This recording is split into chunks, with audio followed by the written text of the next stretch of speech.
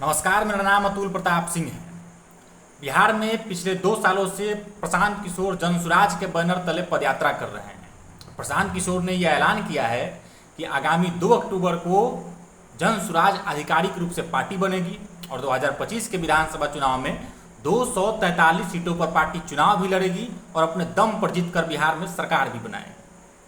अभी पार्टी बनने में कुछ महीने बाकी हैं, लेकिन बिहार में जो पार्टी खुद को अपने आप को सबसे बड़ी पार्टी कहते हैं, सबसे मजबूत पार्टी कहती है, सबसे अधिक जनाधार वाली पार्टी खुद को बताती है, उस पार्टी की स्थिति ऐसी हो गई है कि उस पार्टी के प्रदेश अध्यक्ष को बाकायदा लेटर जारी करके कहना पड़ रहा है कि जनसुराज से मेरी पार्टी के नेता और कार्यकर्ता हर जिला में जुड़ रहे हैं, जो जुड़ रहे हैं उनके ऊपर समुचित कार्रवाई की जाएगी, इसलिए उनसे मत जुड़िए।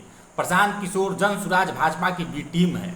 इसके लिए राष्ट्रीय जनता दल के प्रदेश अध्यक्ष जगदानंद सिंह ने एक लेटर जारी किया है और उन्होंने इस तरह की बातें कही हैं। लेटर में जगदानंद सिंह जी लिख रहे हैं कि विदित हो कि जनसुराज पार्टी एक राजनीतिक पार्टी है।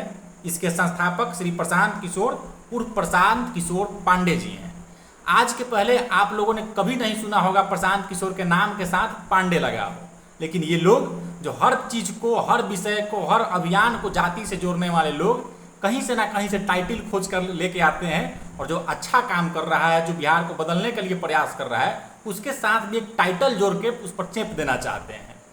जगदानंद सिंह लिख रहे हैं कि जनसुराज एक राजनीतिक पार्टी है। तो महोदय, पहले तो आपको इस बात की जानकारी होनी चाहिए कि जनसुराज अभी पार्टी बनी नहीं है। उसके लिए 2 अक्टूबर का डेट निर्धारित किया गया है और आधिकारिक रूप से 2 अक्टूबर को जनसुराज पार्टी बनेगी, अभी तक नहीं बनी है। तो पहली बात तो ये आपने गलत लिखा है। इसके बाद आप लिख रहे हैं कि यह पार्टी भारतीय जनता पार्टी एवं देश के धर्मावलंबी लोगों के द्वारा संचालित तथा वित्तीय पोषित है। आपको कैसे पता है कि भारतीय जनता पार्टी के द्वारा यह संचालित है? आपको कैसे पता है कि इसके लिए वित्त कहाँ से आ रहा है? और वित्त कहीं से भी आ रहा है महोदय, कम से कम चारा घोटाला का पैसा तो नहीं आ रहा है। कम से कम रेलवे में जो अभ्यर्थियों से पैसा लेकर के, जमीन लेकर के नौकरी दी गई है, उस पैसा का इस्तेमाल तो इस यात्रा में नहीं हो रहा है। कम से कम बालू माफिया का, जमीन माफिया का पैसा तो इस यात्रा में शामिल नहीं, इसका खर्च नहीं हो रहा है, इस्तेमाल नहीं हो रहा है। तो जो भी पैसा खर्चा हो रहा है उसमें वो पूरे तरीके से लीगल है, कहीं से भ्रष्टाचार का पैसा इसमें खर्चा नहीं हो रहा है। तो इसलिए अपनी कमजोरी को छिपाने के लिए और किसी को बी टीम बताना और कौन इसको संचालित कर रहा है, कहाँ से इसके लिए वित्त का व्यवस्था हो रहा है, इस तरह का फर्जी बात आप मत कीजिए। इसके बाद आप लिखते हैं कि भारतीय जनता पार्टी की बी टीम है। आपको कब पता चला कि भारतीय जनता पार्टी की बी टीम है? और आपको आज पता चला है कि भारतीय जनता पार्टी की बी टीम है प्रशांत किशोर, तो पूछिए ना अपने राष्ट्रीय अध्यक्ष लालू प्रसाद यादव से कि 2015 के चुनाव में काहे भारतीय जनता पार्टी की बी टीम से मदद लिए थे। और सिर्फ मदद नहीं किए थे प्रशांत किशोर, बल्कि 2010 में जो आपकी पार्टी समाप्ति की ओर बढ़ रही थी, 2015 में आपकी पार्टी को पुनर्जीवित किया था प्रशांत किशोर ने। अगर प्रशांत किशोर नहीं रहते तो आपकी पार्टी जो उतनी सीटें जीत गई, 20 से उठकर 80 पर पहुंच गई थी, उतनी सीटें नहीं आती आपकी पार्टी को। आपके राष्ट्रीय अध्यक्ष जी ये बात बखूबी जानते हैं। इसके बाद आप लिख रहे हैं कि आप सभी साथियों से अनुरोध है कि ऐसे लोगों के बहकावे में नहीं है।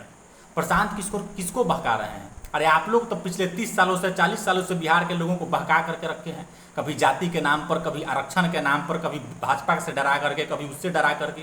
पिछले 35-40 सालों से आप लोग बिहार में राजनीति कर रहे हैं। बताइए ना, बिहार को बदलने के लिए आप लोगों ने क्या प्रयास किया है, क्या सुधार कर दिया है आप लोगों ने बिहार में? तो प्रशांत किशोर किसी को बहका नहीं रहे हैं। प्रशांत किशोर बिल्कुल स्पष्ट कहते हैं कि हम जो बात कर रहे हैं, अगर आपको ठीक लगे तो जुड़िए। किसी का डर दिखा करके, किसी का भय दिखाकर प्रशांत किशोर नहीं कहते हैं कि हमसे जुड़ जाइए, जनसुराज से जुड़ जाइए। तो स्पष्ट समझिए कि प्रशांत किशोर किसी को बहकाते नहीं है। बहकाने का काम आपकी पार्टी और आपके नेता लोग करते हैं। आप लिख रहे हैं कि उनकी मंशा राष्ट्रीय जनता दल को कमजोर करने और भाजपा की शक्ति को बढ़ावा देने की है। आप प्रशांत किशोर का एक भाषण कहीं का उठा लीजिए, किसी भी सभा का पिछले 2 साल में से, आपको पता चलेगा कि प्रशांत किशोर ये अभियान जो चला रहे हैं, इतना पसीना जो बहा रहे हैं, ये किसी को कमजोर या किसी को मजबूत करने के लिए नहीं कर रहे हैं।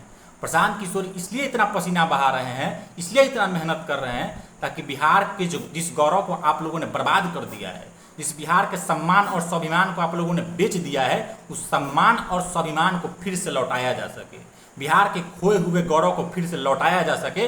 इसके लिए प्रशांत किशोर इतना मेहनत कर रहे हैं, पसीना बहा रहे हैं। आगे आप लिखते हैं कि जिन साथियों को आदरणीय श्री लालू प्रसाद जी का सामाजिक न्याय, कौन सामाजिक न्याय महोदय? किस सामाजिक न्याय की बात कर रहे हैं? सामाजिक न्याय के नाम पर अपने परिवार के लोगों को राजनीति में सेट करना कैसे सामाजिक न्याय हो सकता है? और परिवार की बात छोड़िए महोदय, परिवार में भी आपकी पार्टी के नेता ने बड़ा बेटा को छोटा बेटा और छोटा बेटा को बड़ा बेटा बना दिया है। तो परिवार में भी आप लोगों ने धांधली किया है। और समाजवाद की बात तो आप लोगों के मुंह से एकदम अच्छा नहीं लगता है।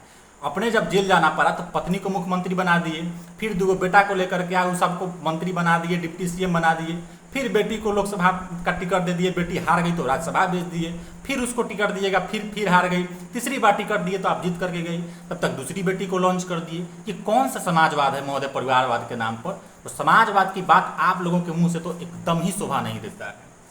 आगे आप इसमें जिक्र कर रहे हैं भीमराव अम्बेडकर का, राम मनोहर लोहिया का, महात्मा गांधी का, कर्पूरी ठाकुर का, जयप्रकाश नारायण का जिक्र कर रहे हैं आप। जयप्रकाश नारायण अभी तक आप लोगों को याद है?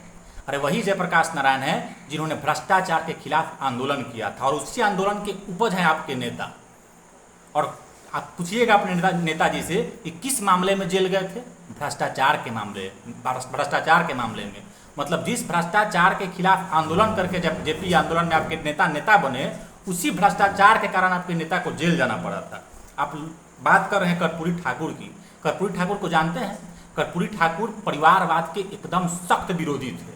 उन्होंने हमेशा कर्पूरी ठाकुर कहते थे कि परिवार के लोगों को, परिवारवाद को लोकतंत्र में कभी भी बढ़ावा नहीं देना चाहिए। लेकिन आपकी पार्टी के नेता क्या करते हैं? आप तो खुद अपने बेटा को आगे बढ़ाते हैं समाजवाद के नाम पर। तो ये परिवारवाद करने वाले लोग, कम से कम कर्पूरी ठाकुर का नाम मत लीजिए। और भ्रष्टाचार के कारण जेल जाने वाले लोग, कम से कम जयप्रकाश नारायण का नाम मत लीजिए। और अम्बेडकर का भी नाम आप लोग ले रहे हैं। अम्बेडकर के बारे में जानते हैं? अम्बेडकर सामाजिक न्याय की बात करते थे, अम्बेडकर सबके समानता की बात करते थे। लेकिन आप लोग तो समाजवाद के नाम पर, सामाजिक न्याय के नाम पर और समानता के नाम पर सिर्फ अपने परिवार को बढ़ाने वाले लोग हैं।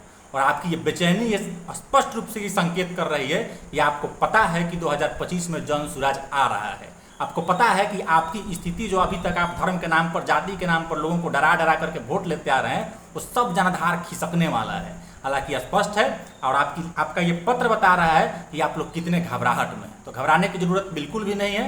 आप लोगों ने जिस तरीके से बिहार को ठगा है, बिहार को बर्बादी के कगार पर लेकर के गए हैं, बिहार के युवाओं को आपने बर्बाद किया है, बिहार की शिक्षा को बर्बाद किया है, स्वास्थ्य को बर्बाद किया है, बिहार के हर घर के आप लोगों ने पलायन को बढ़ावा दिया है, उसका जवाब 2025 के विधानसभा चुनाव में जनता आपको देगी। आपकी एक घबराहट ये साबित करती है कि आप लोग अभी से हार मान चुके हैं और प्रशांत किशोर की जीत पर मुहर आपका ये हस्ताक्षर, ये मुहर लगा रहा है। बहुत बहुत धन्यवाद।